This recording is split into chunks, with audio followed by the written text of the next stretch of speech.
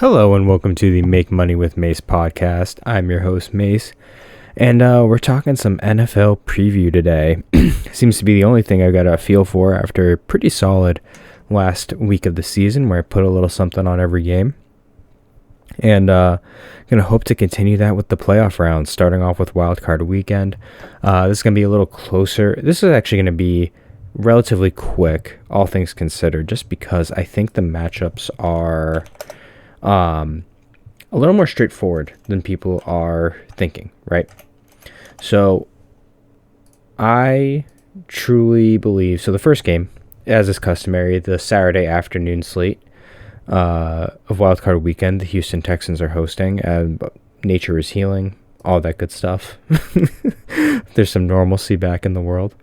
And with that whole situation, so Cleveland obviously beat them earlier in the year in Houston, but that had a lot to do with no CJ Stroud and Flacco playing out of his mind, which could have, I think Amari Cooper went absolute bananas that game, which I doubt happens twice. Like, that's just something that seems like it could be off to me. Cleveland's a 2-point road favorite, and obviously favorites do well in the playoffs. That's what they do. I will say this, though, with Cleveland, which I think is fair to say. They are so injured, and they're potentially missing Grant Delpit and Denzel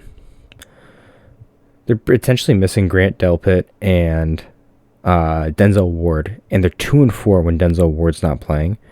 He's a huge part of what they do, right? So, like, Delpit's out for the rest of the season. Ward is questionable with a leg injury. He's really solid. And obviously, like, I think Jonathan Grenard, like, the edge player for Houston, he's awesome. He's a really good complementary piece to Will Anderson, who's miraculously playing through that ankle injury. So, like, Jimmy Ward's out, which is tough. He's a really good back-end safety. Sheldon Rankins could play, which would help against the run game and against Cleveland's good interior line. And Noah Brown, if he comes back, it'd be Noah Brown and Nico Collins, which is really good, especially with no Denzel Ward. Laramie Tunsil will be lining up against Myles Garrett most of the time, but they do like to move Myles Garrett around. It's just a matter of CJ being able to handle one of the better defenses in the NFL, arguably the best defense of the NFL. So I think that it's an interesting matchup. The smart move, I think, would just be take Cleveland lane 2. Just looking at everything, I think like it's such an even matchup because you just don't. The one wild card is you just don't know with Flacco. You just don't know. He could turn the ball over 4 times. He could go out and ball out. I think I'm really thinking that Cleveland can cover. I think the over is pretty likely too because the Browns defense doesn't really cover that well away from home. Like, they're not a great away unit. And thinking about just what Houston does with the over typically. They're 4-6. They're 6-11 to it. Cleveland's 10-6, but that's because their totals were so low all year. Houston is a much better home team, and home dogs are always good. But the issue is that Flacco's been there. You have a bunch of guys who've been to the playoffs before, including Stefanski, who coached in the playoffs. You have all of that going in Cleveland's favor, and against a rookie head coach, rookie quarterback, all the best players are super young. And even though they played in a de facto playoff game last week, they didn't play particularly great. So I think you could see a somewhat of a repeat of the game they played on Christmas Eve, where Cleveland won 36-22. I think it'll be a little closer than that, but all in all, Cleveland is a better football team. How much better remains to be seen, but I think it could happen. Houston, I really like their story, really like everything about them. My mind will change on what the bet's going to be depending on Denzel Ward's health. If Denzel Ward is ruled out before, if he's ruled out on Friday today, Take the over for certain because Houston will be able to move the ball. Nico Collins will be open. Noah Brown will be open, all that good stuff. So be on the lookout for that. And I'll move on to the next matchup, which is a fun one. Miami at Kansas City. I think the weather in Kansas City. So there's like a somewhat of a misconception. Tua played well in the snow last year. They just lost because the defense couldn't do their end in the bargain, hold up their end of the bargain in Buffalo last year. It was a snow game. So I'm looking up Kansas City, the weather for Saturday. Man, it's awesome. So high of 6, low of -8, snowball. So bare minimum, Kansas City's used to playing in conditions like that. Miami's not. Miami is out all of their edge players, which is really tough. Like, that's a bummer how it really is a bummer how out, I guess you could say, right? Like, let me gather my thoughts for a second. It's a bummer with how injured Miami is because they're missing Jalen Phillips, Andrew Van Ginkel, now Bradley Chubb, and Connor Williams, their center. They are so injured, and the strength of the Chiefs has been their defense this year. And with Miami, Tua's been awesome this year. Waddle could be coming back. Holland could be coming back. But the idea, it's just going to be such a cold game that I'm going to take the under no matter what.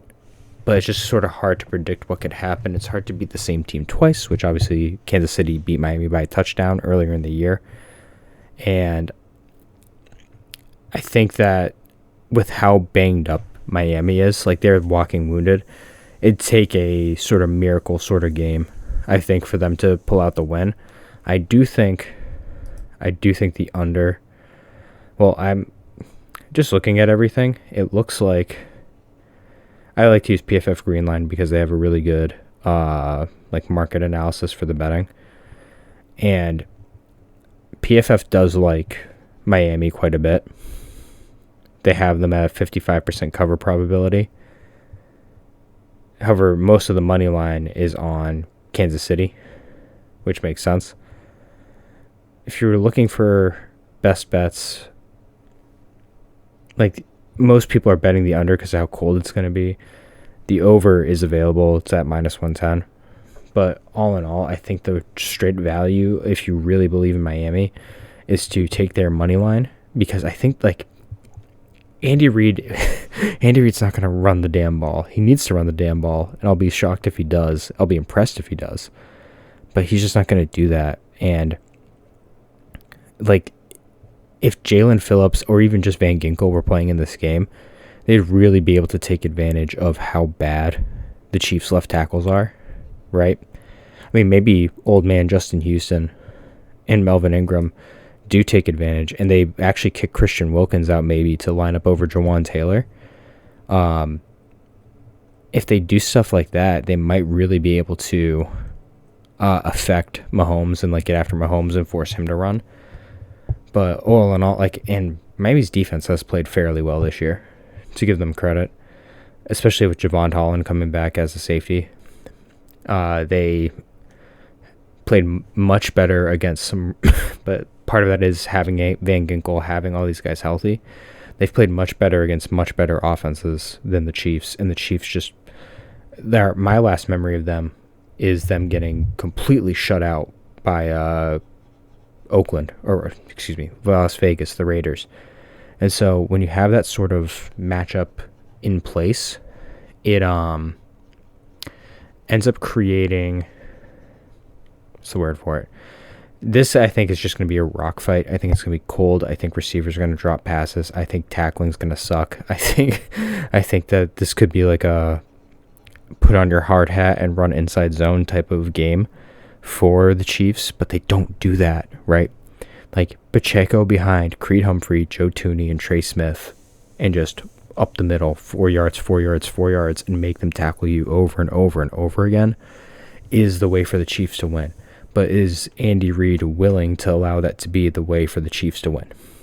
That's the big question in all of this. And who knows? Like, on paper, that's what he should do. I don't know if that's what he will do. But I think that, all in all, saying a lot to say, it's going to take Tua balling a little bit. It's going to take a really pretty Herculean effort for Miami's offensive line to overcome what's a really bad injury situation for Miami. And if that can be done, they'll end up winning the game. For sure. For sure. But it's easier to bet on teams that have been there, done that. And Tua's making his first playoff start. Mahomes is making his however manyth playoff start. So lots of interesting factors in this game, but all in all, I think Mahomes has it. I think Mahomes and Reed have got it. I just think I wish Miami would have it, but the weather is just not going to be in their favor. And I don't know. They're so injured, and Chris Jones can just eat their interior offensive line. So give me the Chiefs and the under for sure. Next game, fun game. Not a fun game. I'm kidding. This game doesn't bear much analysis, but Buffalo is hosting Pittsburgh. Just take Buffalo -10. Just take the under. This game is going to be like 30-3, or maybe even like 20-0. Like, it's gross. Pittsburgh without TJ Watt is gross. Don't bet on it. Just take Buffalo and plug your nose. Even if you don't want to bet on Buffalo to cover, just take Buffalo, plug your nose, cover it, and let them try and cover it. That's all I've got. This next one's a lot more interesting. It's more house money-ish, right? Green Bay, youngest team in the NFL, going to Dallas for a playoff game. And, I mean, Green Bay and Dallas are just, they're funny, right? Aaron Rodgers is no longer there, so, like, he can no longer torment them like he had been doing in recent years. And I think in this case, Dallas is at home facing a super young team with a pretty poor defense. Quarterback making his first playoff start. A bunch of guys making their first playoff starts. They might be too young to not have fear, which I think is probably the case. Dallas's defense is nasty, and they're sort of built to face off against these younger offenses. The one thing is that Green Bay got the running game going with Aaron Jones, and when Aaron Jones is healthy, they're a much better football team. And with that being the case, I could see Green Bay keeping this close and maybe even getting like a garbage time touchdown to cover. It should be a game where Dallas just covers, kills them. They move along. Because obviously, like, no Bakhtiari is big. If Preston Smith can't go, that's really big. If Romeo Doubs can't go, that's big. If Jair Alexander can't go, that's big. Because those are all super talented players. Aaron Jones and A.J. Dillon are both questionable as well, but that could just be injury report stuff. Manipulation, that sort of thing. Stephon Gilmore is a big loss for the Cowboys just because he's a good outside corner. Especially opposite Deron Bland, who obviously guys stopped throwing to him, so makes sense as to why he's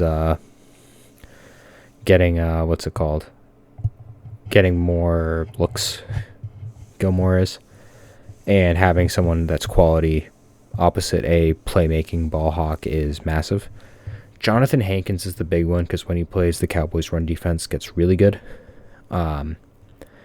This game, it's kind of simple, right? Where it's just like they're at home against Dallas is at home against a super young team. With a bad defense.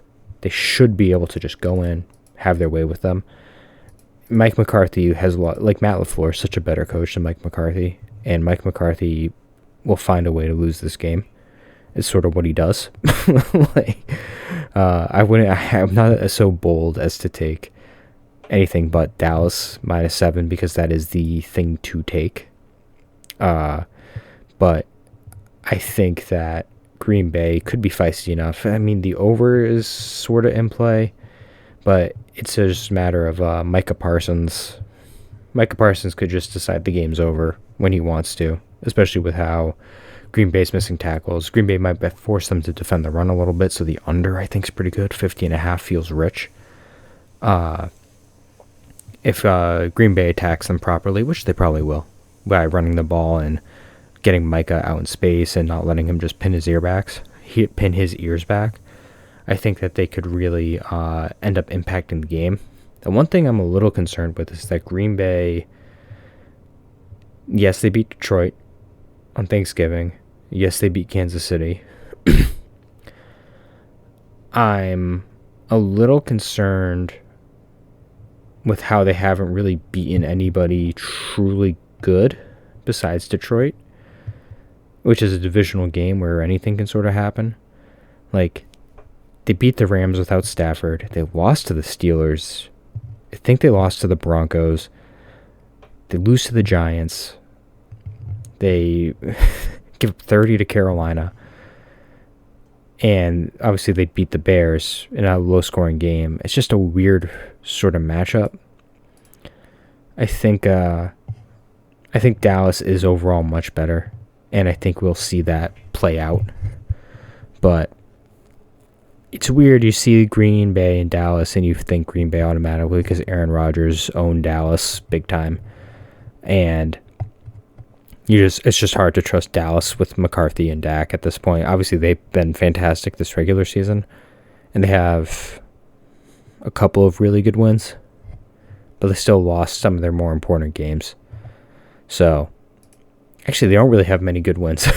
like they feasted off really bad teams. Like, I'm really thinking here, it's like they lose to Philly, who we now know is really bad, right, on the road.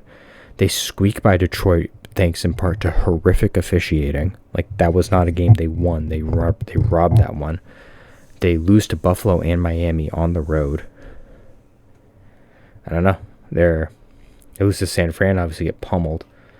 So I think that there's a little bit of paper tiger in Dallas, but perhaps not enough to lose at home in the wild card round.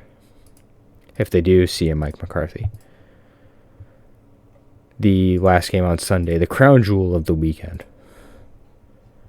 The Los Angeles Rams visiting the Detroit Lions. And I can't take this over fast enough.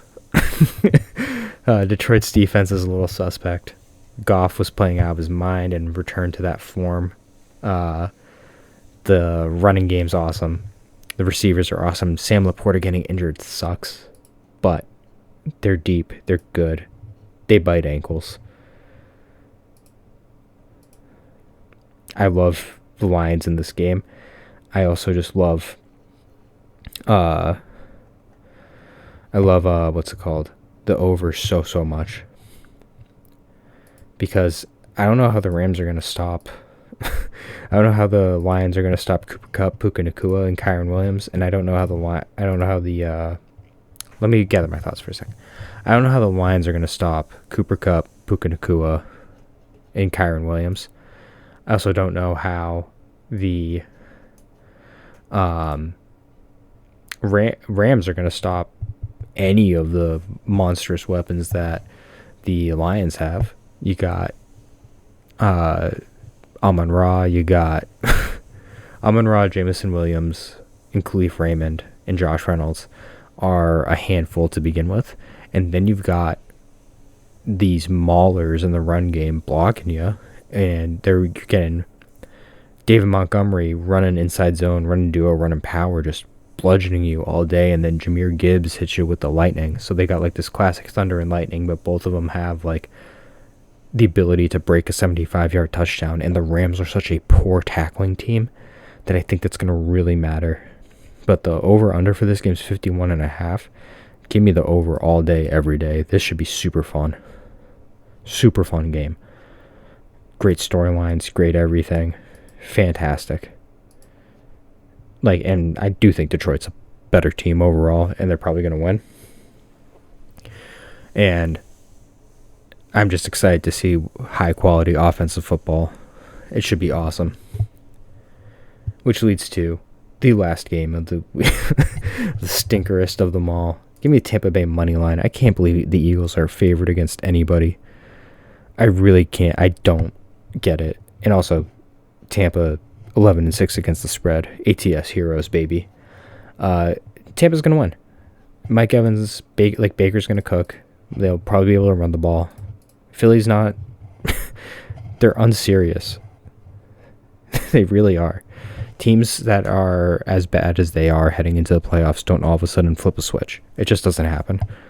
So, yeah. With that being said, thank you everybody for listening, betting along with me. I'll might take a break from NBA bets. If anyone's into hockey, let me know. Who to bet on. Maybe I'll just start looking at who's best against the spread. For a puck line. Best puck line value. But yeah, I